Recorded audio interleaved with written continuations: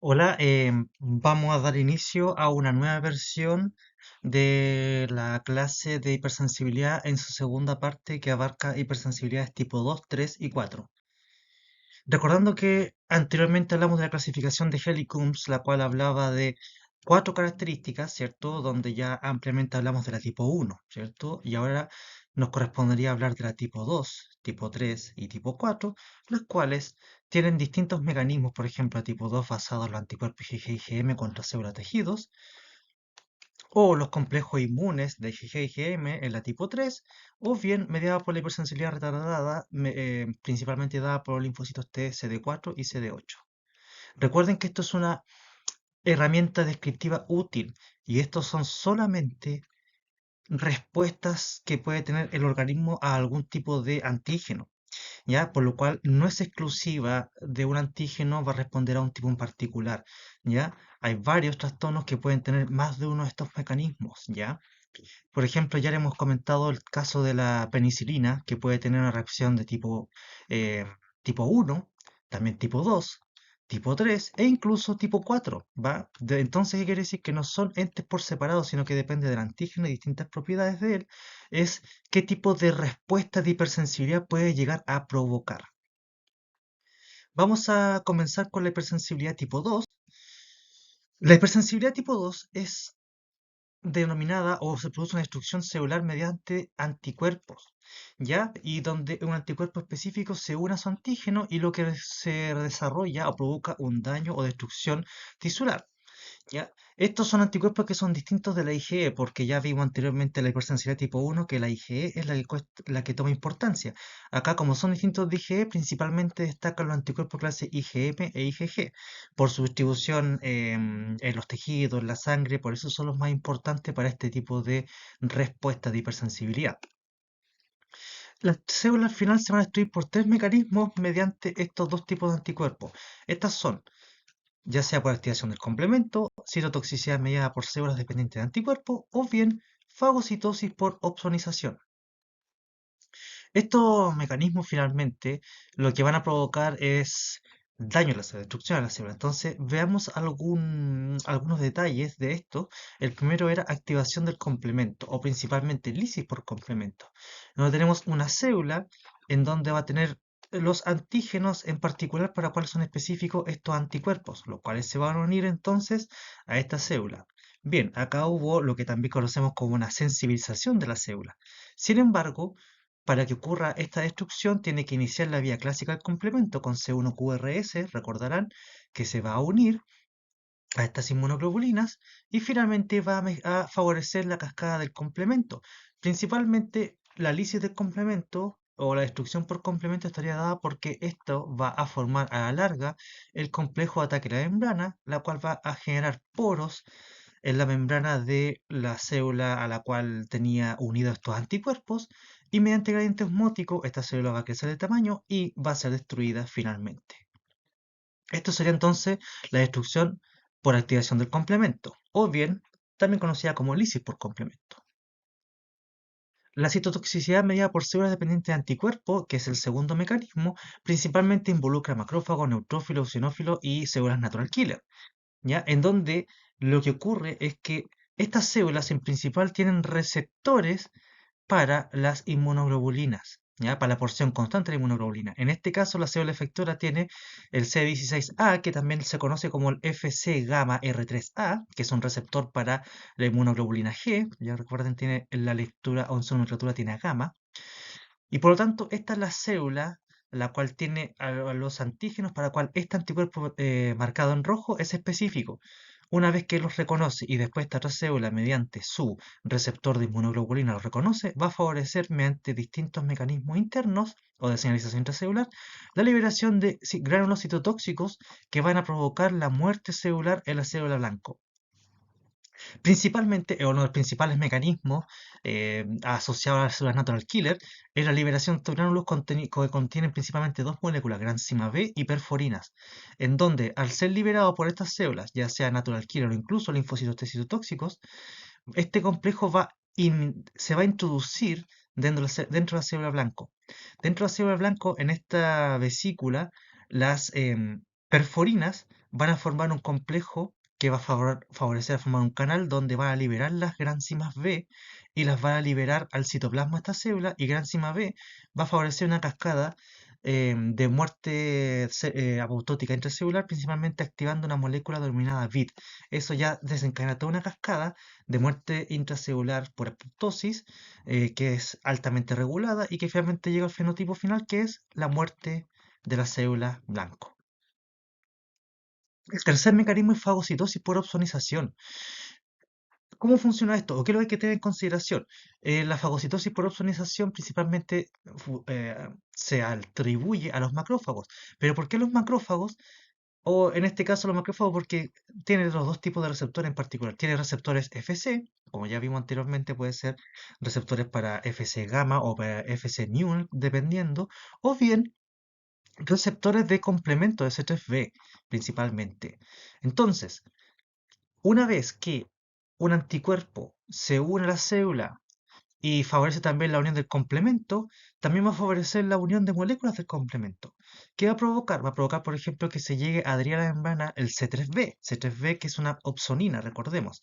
Pero también están los mismos anticuerpos que ya se habían unido a esta célula. Entonces, si consideramos esos dos factores, tenemos que la fagocitosis podría ser estimulada por dos mecanismos. Uno, mediante el macrófago reconociendo a C3b, mediante su receptor para C3b, o bien los mismos macrófagos por sus receptores Fc reconociendo a esta célula. Cualquiera de esos dos reconocimientos va a provocar el mismo resultado. ¿Y cuál es? Que finalmente el macrófago fagocite la célula y produzca la lisis de esta célula. Y recuerda, entonces fue mediante receptores de anticuerpos o receptores de complemento. Entonces, la respuesta de hipersensibilidad tipo 2, recordemos, es una respuesta del cuerpo frente a algún patógeno, pero cuando se vuelve patogénica, provoca algunos cuadros en particular, ¿ya? Pero antes de eso, recordemos que el complemento, la fijación del complemento puede provocar lisis directa. Sin embargo, como es una respuesta que sería como más rápida, si lo pudiésemos pensar, la opsonización y el reclutamiento de la célula inflamatoria es la causa más importante de daño celular que lo que sea lisis directa por complemento.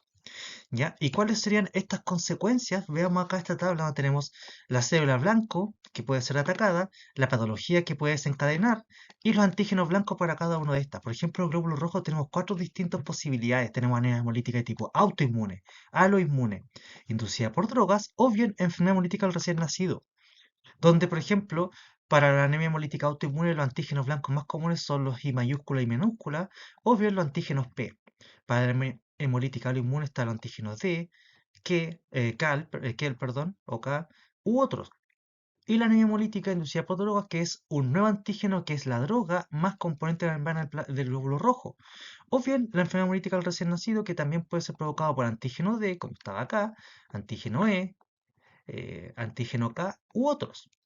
¿Ya? Eso es solamente un ejemplo y el target de eso solamente son los glóbulos rojos. Ahora, ¿qué pasa en el caso de las plaquetas? Existe una patología que es el púrpura trombocitopénico idiopático, en donde existen anticuerpos que se dirigen principalmente contra la glicoproteína 2B3A o 1B9 que están presentes en las plaquetas.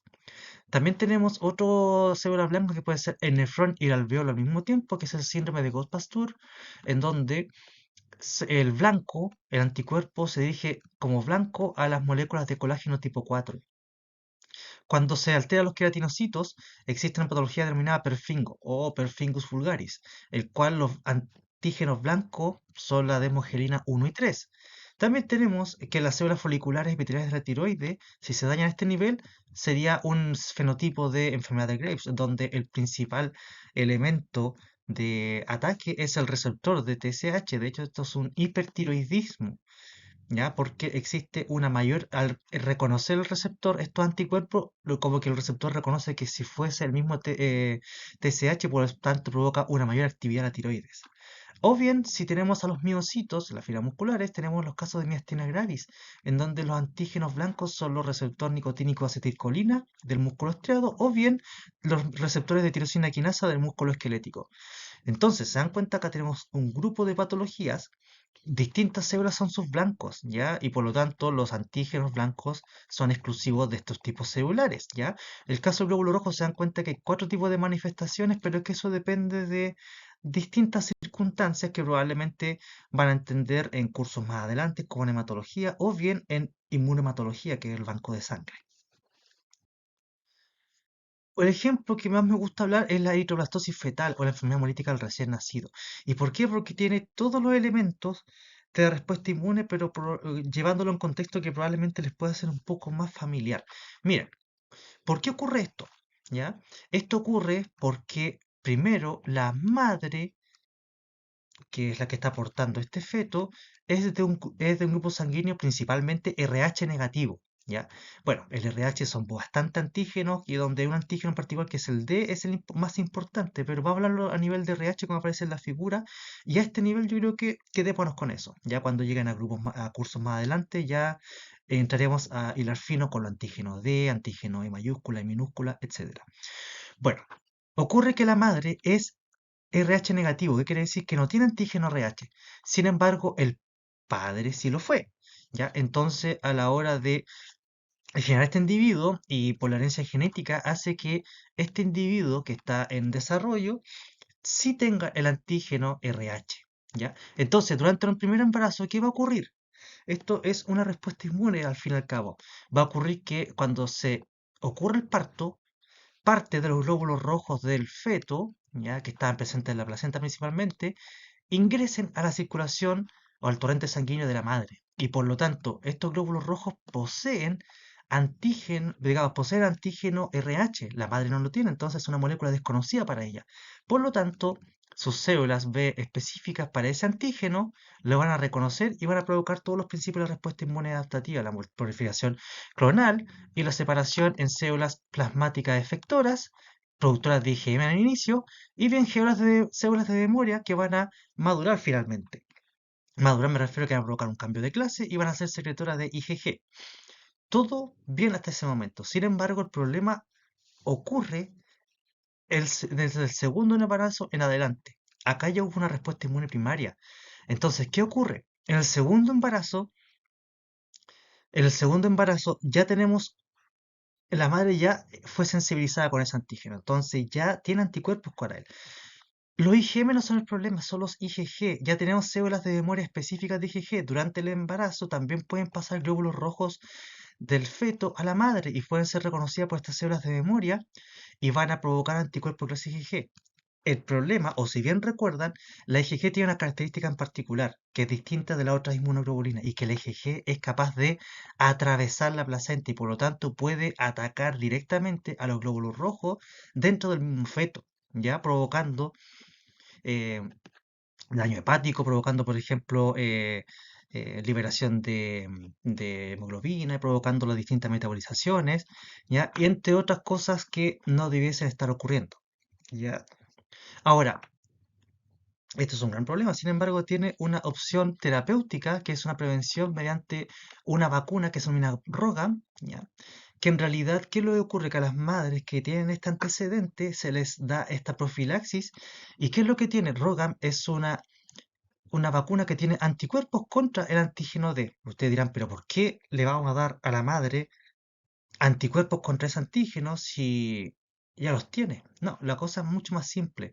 Es que se llena de esos anticuerpos a la madre para que cuando se escape algún glóbulo rojo del feto, estos los reconozcan y sean eliminados por macrófagos y no sean reconocidos, por ejemplo, por células B, que son las que provocarían una respuesta inmune mucho más rápida y más agresiva. Por eso es una medida profiláctica.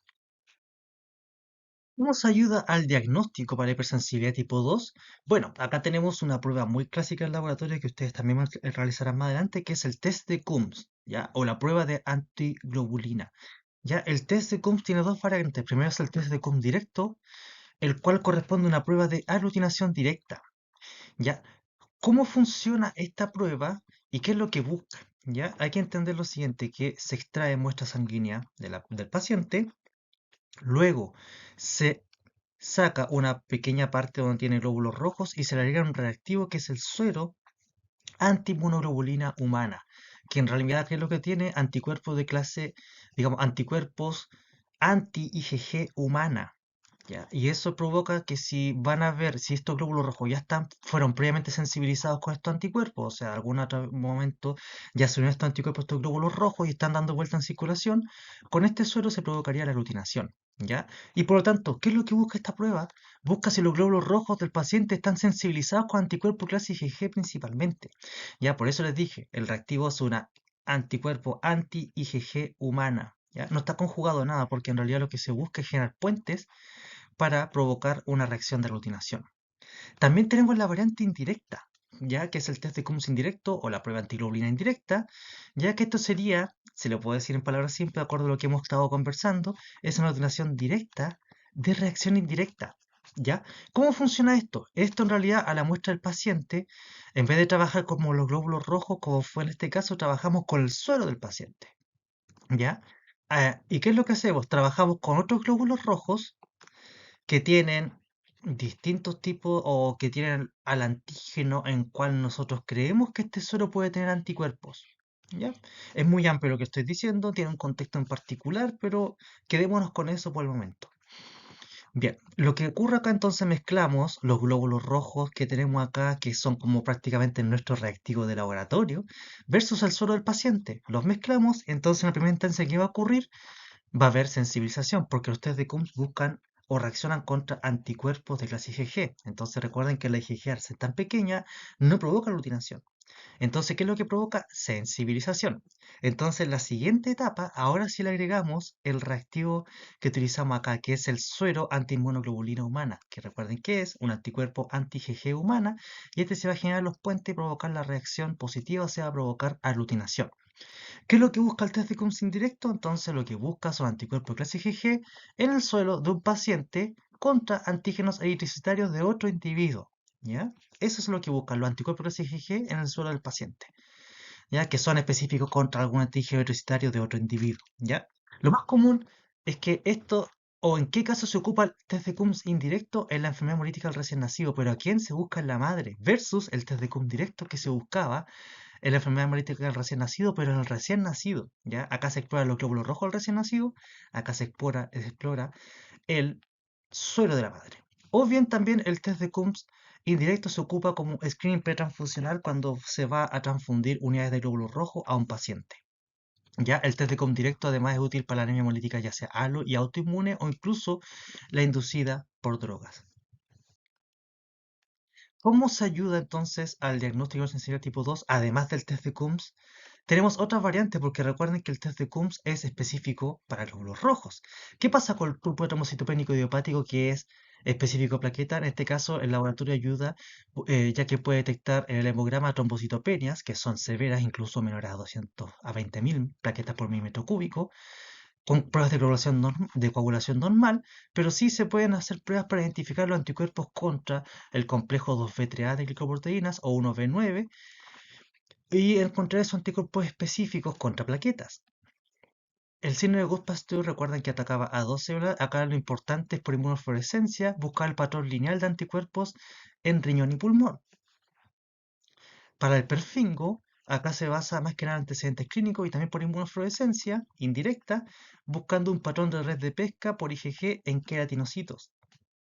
En la enfermedad de Graves, como esto era más a la tiroides, se puede ayudar al diagnóstico cuantificando los niveles de la hormona estimulante de la tiroides, o bien la hormona T4, que esta es específica de la tiroides, o bien detección de anticuerpos contra el receptor de TSH.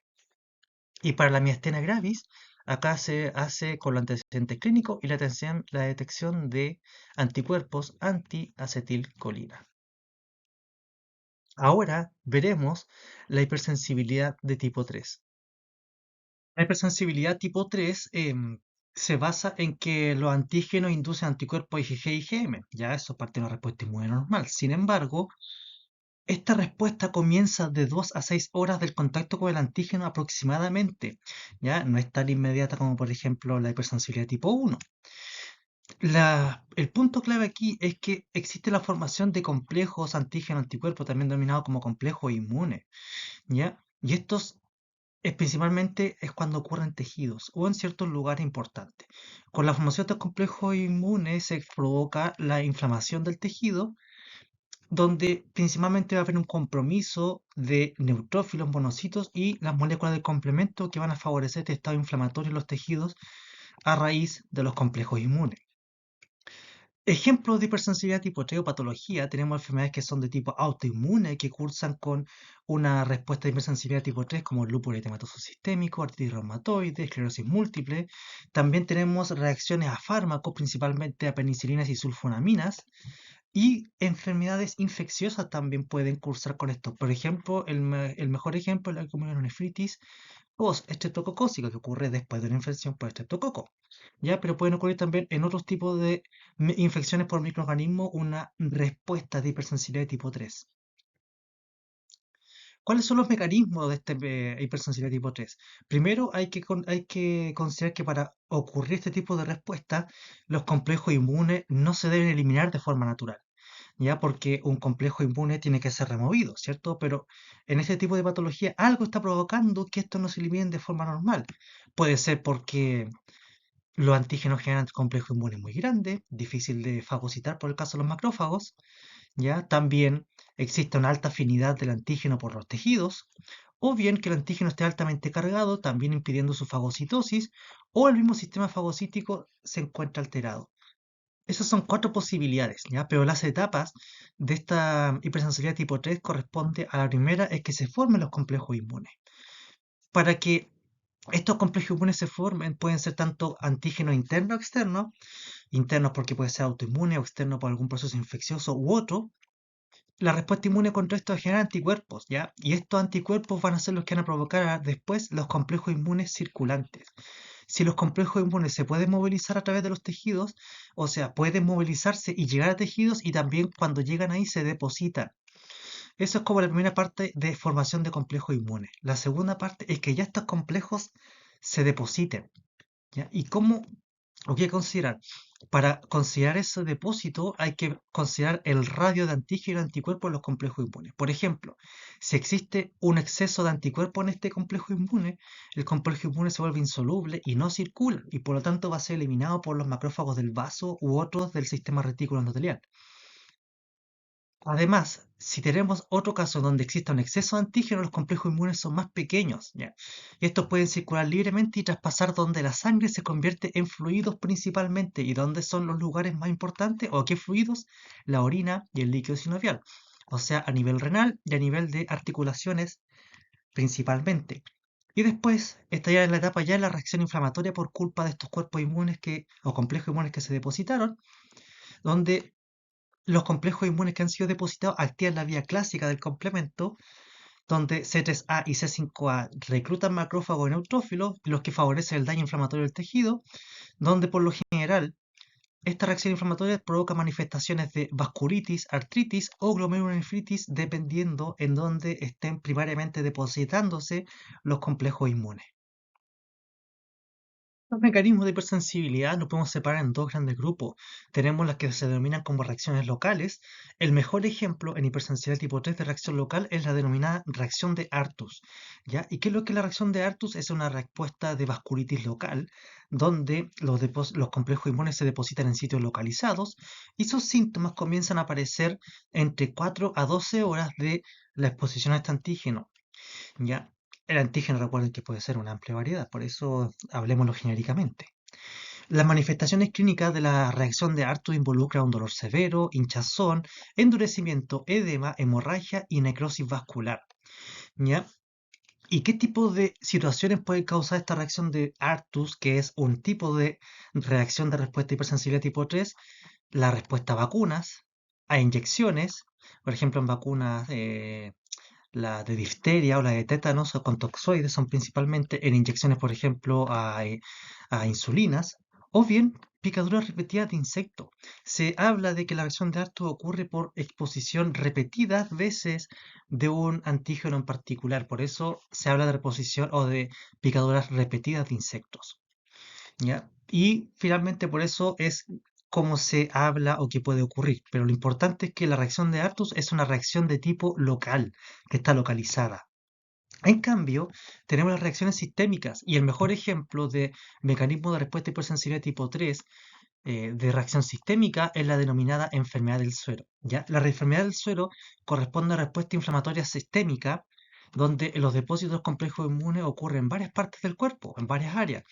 Los síntomas por lo general aparecen de 1 a 2 semanas desde la exposición con antígeno, siendo sus manifestaciones clínicas acá la fiebre, urticaria, artralgia, eosinofilia también, esplenomegalia y adenopatías. Existe también un cuadro que se denomina como reacción similar a la enfermedad del suero, en donde existe fiebre, rash, artralgia, por algún antígeno que está presente en drogas, ¿ya? Pero, ¿por qué se habla que es similar? Porque hay ausencia de glomerulonefritis y vasculitis. Entonces, principalmente su foco de acción ocurre más, o los depósitos ocurren más a nivel de las articulaciones. ¿Qué pueden causar la enfermedad del suero? Es la exposición a proteínas no humanas, por ejemplo, es el suero equino antiveneno de serpiente, ya donde se utilizan anticuerpos contra los distintos componentes del veneno de serpiente, pero producido en un modelo equino. O bien en el pasado, antes de las vacunas, se trabajaba mucho con un suero a partir de un modelo equino para poder provocar y eso provocar una reacción a enfermedad del suero.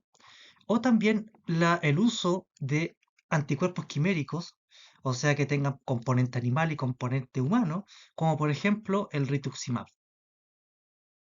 Ya sea local o sistémica, la respuesta hipersensible tipo 3 tiene pasos que son más o menos comunes. ¿Ya? ¿Y qué consiste? En la formación de estos complejos inmunes, pero podemos tener complejos inmunes que son pequeños, medianos o largos, ¿ya? Generalmente la respuesta se basa en complejos inmunes de tamaños intermedios, los cuales van a favorecer o digamos su depósito en los tejidos, o principalmente en células endoteliales o epiteliales de los tejidos, en donde va a haber una unión de C1 del complemento, la vía clásica del complemento, lo cual a la larga va a generar moléculas como C5A o C3b que van a provocar ya sea C5A la atracción o quimiotaxia neutrófilo, o bien C3b que se va a depositar en las células adyacentes y va a favorecer la atracción o la liberación de los contenidos de los gránulos del neutrófilo, provocando eventos como por ejemplo vasculitis, glomerulonefritis o bien artritis como habíamos mencionado anteriormente. Sin embargo, eh, no solamente los neutrófilos o los fagocitos son los que participan acá. Tenemos otros elementos que hay que mirar también. Una vez que se forman estos complejos antígeno-anticuerpos, como ya les dije, de tamaño intermedio, lo que puede afectar es que a nivel plaquetario estos complejos inmunes provoquen agregación plaquetaria. Y la agregación plaquetaria puede generar, dependiendo del calibre del vaso sanguíneo, si son pequeños o algunos microtrombos. Y estos microtrombos, a la larga, si esta es una reacción que se perdura en el tiempo, podría generar un infarto. También estos complejos antígeno-anticuerpos pueden provocar efectos en los basófilos. Principalmente estos efectos en los basófilos es que pueden hacer que los basófilos liberen todas sus aminas vasoactivas, principalmente la histamina, ¿ya? Además, la liberación de aminas vasoactivas también puede ser provocada cuando ocurre la activación y agregación plaquetaria. Bueno, ¿qué efecto provocan las aminas vasoactivas? Van a provocar finalmente un incremento de la permeabilidad vascular, ¿ya? Lo cual va a favorecer la respuesta inflamatoria y la migración celular, ¿ya? Ahora, hay que hacer otra mirada. El complemento mismo, el complemento ya sabemos que se inicia por estos complejos antígeno-anticuerpos, en donde principalmente miramos a C3A y C5A como anafilotoxinas que pueden activar al basófilo y provocar la liberación de aminas vasoactivas, principalmente la histamina, provocando los mismos efectos anteriormente mencionados. Además, el complemento, el C5A principal, o sea, exclusivamente el C5A, es el que va a favorecer después con su respuesta y atracción la mayor cantidad de depósitos de complejo inmune. Por otra parte, el C5A tiene una acción potente quimiotáctica sobre los neutrófilos, ¿ya? Y lo cual va a favorecer la migración de neutrófilos y otras células fagocíticas que, en conjunto también, y también potenciado por la mayor producción de depósito complejo inmune, que llegue a una gran cantidad de estos, provocando su activación y liberación de enzimas y especies reactivas del oxígeno y también potenciando la fagocitosis, ¿ya? En el caso de neutrófilos es por reconocer moléculas del complemento o anticuerpos, va a ser la liberación de sus gránulos al medio externo. Bueno, de todos modos, esta liberación de gránulos y enzimas lo que va a provocar finalmente es un daño al endotelio. Si bien vemos entonces que está entrecruzadas, pero Si vamos un poquito más allá, el daño al endotelio, a su vez, podría favorecer, es una, no que podría, sino que es un mecanismo de respuesta y que va a favorecer sí o sí la agregación plaquetaria, va a favorecer la adhesión y después la agregación plaquetaria. Y también, ¿qué otro tenemos? La incremento de permeabilidad vascular, como dijimos, es la que va a favorecer la migración de los neutrófilos desde vasos sanguíneos hacia los tejidos en particular. Y esto como a nivel genérico, podemos ver cómo estos complejos inmunes, bajo distintas vías, pueden potenciar aún más este mecanismo de respuesta de hipersensibilidad. Ahora, esto puede ocurrir localizado o sistémicamente, como vimos con la reacción de Artus y la enfermedad del suero, respectivamente.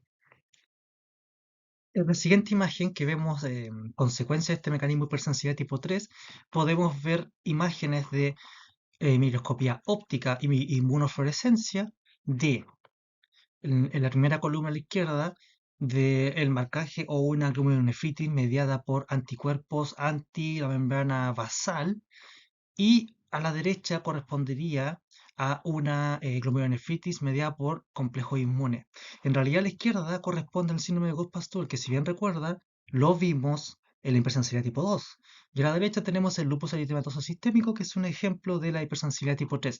Fíjense, la hipersensibilidad tipo 2, recuerden que va dirigido a antígenos en particular, por eso se ve más ordenado el nivel de daño que puede ocurrir acá. En cambio, con el depósito de complejos inmunes, como no discrimine, simplemente se depositan en donde se depositaron nomás, se ve este patrón bastante más desordenado si lo comparamos al anterior. ¿Cómo se ayuda al diagnóstico de la hipersensibilidad tipo 3? Bien, para enfermedad tipo suero, principalmente lo que se ha observado que puede ocurrir en esos casos es pacientes con neutropenia, eosinofilia o trombocitopenia, desde el punto de vista de exámenes hematológicos. Marcadores inflamatorios como tal están presentes para ambos casos, ¿ya? ¿Y qué marcadores en particular se podrían observar? La velocidad de eritrosedimentación, que va a estar elevada, o bien la proteína C reactiva, que también va a estar elevada, o incluso cualquier otra proteína o reactante de fase aguda también estará elevada, porque es un mecanismo inflamatorio al fin y al cabo.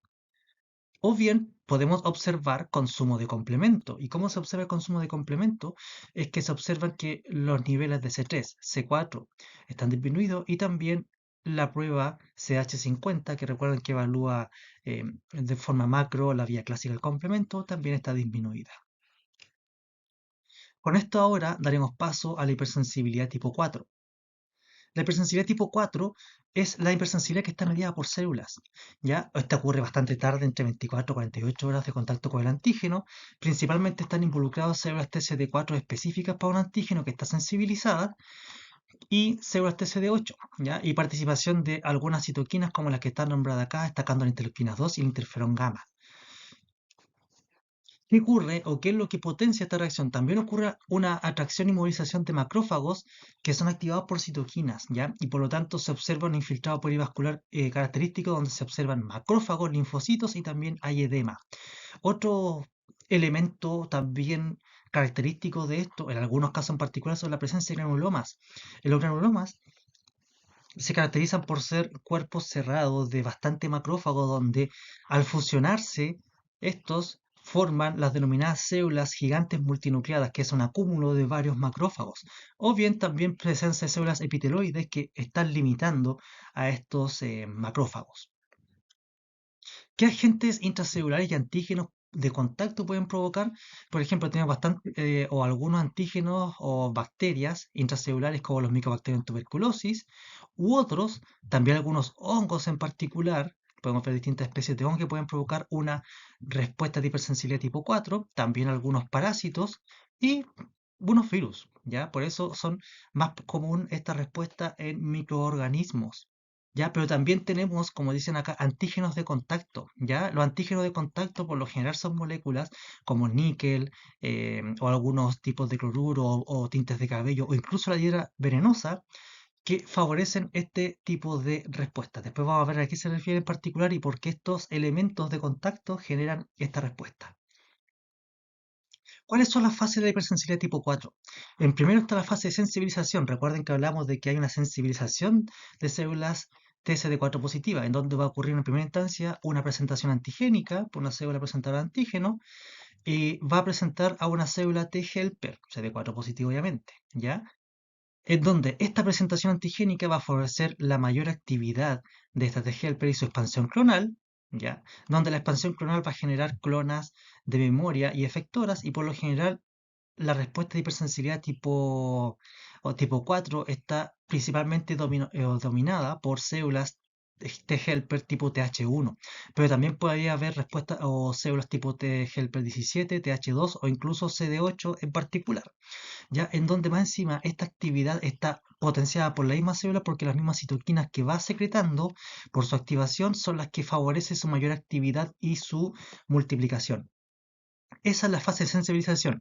Una vez que tenemos entonces estas células sensibilizadas, ya activas y preparadas para combatir contra este antígeno, viene la fase efectora, en donde esta célula de helper lo que va a provocar es que también con el reconocimiento o la presentación antigénica a la misma célula presentada de antígenos, principalmente macrófagos, que pueden ser macrófagos en reposo, la secreción de interferón gamma o factor de necrosis tumoral beta, y donde va a favorecer que este macrófago, estando en una etapa de reposo al principio, secrete una gran cantidad de citoquinas, o digamos, sea estimulado por una gran cantidad de citoquinas provocadas por las células TH1, y estos macrófagos entren en estado de activación. ¿Y cómo se reconoce a un macrófago en estado de activación? Porque es un macrófago que tiene mayor expresión de moléculas MHC tipo 2 o clase 2, mayor cantidad de receptores para factor de necrosis tumoral, mayor producción de especies reactivas del oxígeno y mayor también producción de especies reactivas del nitrógeno como el óxido nítrico. Esos elementos son los que hacen reconocer a un macrófago que está activado. El macrófago activado, entonces, a su vez, va a ser el que va a potenciar esta reacción porque esta es una célula fagocítica. ¿Ya? Entonces la célula T activada con sus citoquinas secretadas, por ejemplo el factor de necrosis tumoral, va a ser reconocido por los receptores de este mismo macrófago y va a favorecer la liberación de todos sus mediadores, especies reactivas del oxígeno, provocando un daño tisular. Se considera esta hipersensibilidad tipo 4 es una respuesta especializada inflamatoria, pero ¿contra qué microorganismos en particular que son resistentes a la eliminación por procesos inflamatorios convencionales? ¿Ya? Entonces, por lo general acá existe fagocitosis del macrófago, pero por algún motivo no puede ser eh, digerido, degradado. Por eso hay mayor actividad de macrófagos. Y por eso que los granulomas les dije que era un conjunto de macrófagos y que está dado por eso, porque hay microorganismos que no pueden ser digeridos por algún motivo en particular. Y eso es lo que favorece la respuesta de hipersensibilidad tipo 4. Ejemplos de esto tenemos las dermatitis de contacto, ya sea algunas sustancias químicas o mismo el níquel, o bien también infecciones por patógenos intracelulares como el Mycobacterium tuberculosis, o incluso esta respuesta es la responsable de las pruebas cutáneas de hipersensibilidad, ya que sirve para evaluar la respuesta inmune como un elemento diagnóstico de evaluarse que existe respuesta de hipersensibilidad tipo 4 frente a algún antígeno en particular. Ahí de los ejemplos anteriores existen subtipos de hipersensibilidad tipo 4, ¿ya? Y estos subtipos de hipersensibilidad tipo 4 encontramos en primer lugar a la dermatitis de contacto, ¿ya? ¿Y qué es lo que corresponde a esta dermatitis, ¿ya? Ocurre principalmente por la presencia de moléculas denominadas aptenos, ¿ya? Que estas moléculas penetran la piel cerca de células epidérmicas y dérmicas, ¿ya? Por eso de contacto son moléculas aptenos que atraviesan las capas la primera capa de la piel y entran a lugares donde hay células epidérmicas y dérmicas, donde va a ser también encontrada por células de Langerhans y células dendríticas que van a presentar al apteno a las células TCD4 y TCD8. Recuerden que el apteno por sí solo no va a provocar una respuesta, sino que tiene que estar unido a otra molécula para provocar una respuesta inmune, y estas moléculas son antígenos propios del cuerpo. Y esos son los que se van a presentar a las células TCD4 y CD8 positivas. Por lo tanto, ocurre una respuesta, un reclutamiento celular inflamatoria en el mismo lugar del contacto con el apteno, ¿ya? Esto va a provocar finalmente en ese mismo lugar inflamación con hinchazón y picazón y dolor también. Eso es la dermatitis de contacto. Entonces, todas las moléculas que provocan esta dermatitis de contacto son apteno al fin y al cabo. Entonces, quiere decir que cuando se combinan con antígenos propios, el conjunto del apteno con el antígeno propio es lo que va a ser reconocido por el sistema inmune como extraño y va a reaccionar contra este en base a una respuesta de hipersensibilidad tipo 4, también conocida como hipersensibilidad tipo retardada también. El segundo subtipo es la hipersensibilidad tipo tuberculina. ¿Ya? Esto está descrito en los textos que corresponde a un subtipo, pero en realidad es una consecuencia. ¿Ya? Esto ocurre después de la inyección intradérmica de un purificado proteico derivado que se denomina tuberculina. Y este purificado proviene del Mycobacterium tuberculosis, agente causal de la tuberculosis, ¿ya? Lo que provoca esta hipersensibilidad es endurecimiento local e hinchazón en ese mismo lugar, ¿ya? Pero aparece de 48 a 72 horas después de que se haya introducido en estas capas superficiales de la piel, ¿ya? Y la presencia de esta respuesta finalmente demuestra que existe una respuesta de hipersensibilidad tipo 4 contra esa, eh, esa molécula en particular, que también puede ser, por ejemplo, como para el diagnóstico de la tuberculosis, donde ya ayuda, por ejemplo, a sospechar y probablemente realizar radiografía de tórax para ver si es que están depositados ahí estos micobacterios, etcétera. Pero no es materia de esta presentación en particular. Y tenemos la hipersensibilidad tipo granulomatosa, ¿ya? Esta ocurre en respuesta a distintas variedades de antígenos, ¿ya? Y ocurre principalmente cuando los macrófagos que fagocitan microorganismos son incapaces de destruirlos. Y esto va a provocar que finalmente se recluten más macrófagos al sitio donde están estos antígenos, ¿ya? O este microorganismo. Y ahí se genera el granuloma, que es una colección de macrófagos que están repletos de antígenos intracelulares o microorganismos fagocitados, pero que no pueden ser destruidos. Eso es una hipersensibilidad tipo granulomatosa. Ejemplo de dermatitis de contacto, fíjense en esta figura, es muy eh, ilustrativa, donde tenemos la hiedra venenosa, específicamente su componente urushiol, el cual al entrar en contacto con moléculas del cuerpo forma este complejo de la molécula de la hiedra venenosa con antígenos proteicos del cuerpo y va a haber una presentación antigénica a células T helper que van a hacer que principalmente migre hacia un fenotipo Th1. ¿Ya? Y esto fue mediado por interleuquina 12 y interleuquina 6. ¿Qué va a provocar? Esta TH1 a su vez va a favorecer la liberación de interferón gamma y va a favorecer la activación de macrófagos. Los macrófagos activados en este punto van a provocar liberación de especies reactivas del oxígeno, enzimas lisosomales u otros que van a provocar daño tisular, que sería la dermatitis de contacto, esa zona de enrojecimiento o de daño que ocurre post contacto a esta hiedra venenosa. ¿Ya? Y además, estos macrófagos activados liberan factor de necrosis tumoral alfa y también interleuquina 1, que van a favorecer la expresión de moléculas de adhesión en las células endoteliales para favorecer la migración de más macrófagos hacia el sitio de contacto con este complejo de apteno con antígeno propio. La hipersensibilidad tipo tuberculina corresponde, como se ve acá en la imagen, donde finalmente está dado por esta inyección del derivado proteico purificado del Mycobacterium tuberculosis, y en esta zona lo que va a favorecer finalmente que las moléculas solubles de tuberculina van a favorecer una actividad o una presentación hacia las Th1 que ya están previamente sensibilizadas, favoreciendo la activación de macrófagos, su reclutamiento, ya, lo cual fue mediado por citoquinas como interleuquina 2, interferón gamma, interleuquina 1, factor de necrosis tumoral alfa y otras quimioquinas que favorecieron su atracción. Pasado el tiempo, recuerden que esta es una reacción retardada, posterior a las 48 o 24 o incluso hasta 72 horas, va a haber reacción ahí, esta reacción a la tuberculina, a los antígenos de la piel. ¿Y qué es lo que se observa con el pasar del tiempo? Esta hinchazón o incluso daño, la cual tiene una estratificación también, que ya algo más en particular para esa prueba, que finalmente lo que demuestra es la respuesta de hipersensibilidad tipo 4 o tipo retardada. La hipersensibilidad tipo granulomatosa, los más comunes ejemplos son la tuberculosis y la sarcoidosis.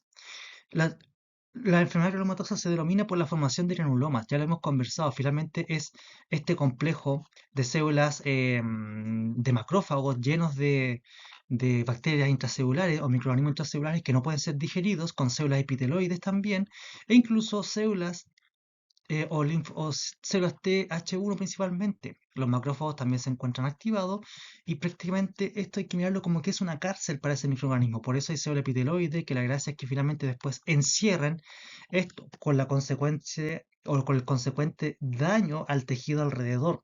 Por eso son elementos que se pueden ver por exámenes de imagenología, como en radiografía, se pueden distinguir, pero netamente está asociado como una respuesta de hipersensibilidad tipo 4 en donde cuesta la liberación o la destrucción de algún microorganismo. El caso de la tuberculosis, cuando hay granuloma, cuando ocurre alguna baja de la respuesta inmune, lo que va a provocar a la larga es que este granuloma sea destruido y las células o los micobacterium, en este ambiente de baja tensión de oxígeno, donde quedaron resguardados por mucho tiempo, van a poder ser liberados, ¿ya? Y esta liberación al final va a provocar su diseminación y provocar una tuberculosis ya sistémica, ¿ya? O tuberculosis secundaria también como se conoce, pero finalmente está asociado por estos granulomas con harta contenido de especies reactivas del oxígeno, enzimas lisosomales y una baja tensión de oxígeno, y la acción de proteasas que también va a provocar un daño alrededor del tejido donde se está formando. En el caso de la sarcoidosis corresponde a un cuadro que es de causa desconocida, pero ocurre la formación de granulomas de forma sistémica y se pueden depositar en cualquier órgano del cuerpo. Por eso se desconoce su causa, pero sí se sabe de que forman muchos granulomas en distintas partes del cuerpo. ¿Cómo se ayuda al diagnóstico de hipersensibilidad tipo 4? Bien, para dermatitis de contacto existe la prueba del parche, en donde esto es similar, por ejemplo, a lo que vimos a las pruebas de estimulación que ocurría con la alergia, con estos pinchazos, pero acá ocurre un parche, en donde el parche es el que tiene las bajas concentraciones del antígeno y se deposita en la espalda, ¿ya? Porque la idea es ver el contacto de esto con la piel si es que provoca una reacción. Y por eso, después de que se retire el parche, hay que ver los efectos a los 2, a los 4 y a los 7 días después de retirar el parche, y acá tiene una estratificación bastante grande para ver si es que existe un daño leve, mediano o grande, y eso va a indicar qué tan potente está la hipersensibilidad tipo 4 para esos distintos antígenos.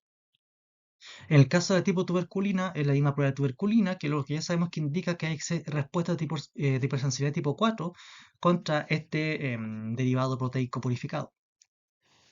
Y la tipo granulomatosa, como existe una respuesta inmune que encierra y existe una mayor activación y sensibilización de T helper, va a haber aumento en las células T helper y también con aumento en las células TCD8 porque las T helper van a ser fenotipo TH1, que es una respuesta de tipo más celular que favorece la migrada de macrófagos e incluso linfocitos T citotóxicos. Con esto entonces finalizamos esta presentación. Me despido, pero sin antes de pedir disculpas por si es que mi voz está un poquito gangosa o de repente se me confundían las palabras, pero es por un cuadro de gripe que tengo en este momento. Pero lo importante es que ya se completó y espero que les sea provechoso este material para su estudio autónomo. Muchas gracias.